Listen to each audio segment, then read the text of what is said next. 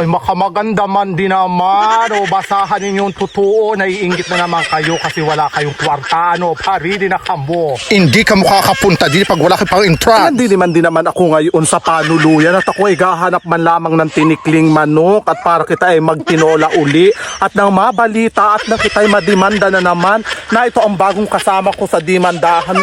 Di gano'y bakalasing kagabi yan. Ay na ito man din ang panuluyan ay at apakita ko sa inyo yang ganda dito pa rin na kamo. Ay makamaigi man din mag-iigwad rin. O ay pa rin na kamo ari yun o ari yung makapanuluyan talaga. Magdala na kamo dito ng maaasim at nang kayo ay nag-aamoy dato puti sukang paumbong talaga. Parini na kamukain kamo ng tunsoy din ay makamaganda man maghilamos ng kanin at ang una may inagaon dinilawang manok na tinikli na galing sa kapitbahay lalo kapag binabai ay ayu parini na kamo. Makatotoo kaya pumunta ako din ay yung aking asawa ay dumaplas sa iba makamakati makabulikat.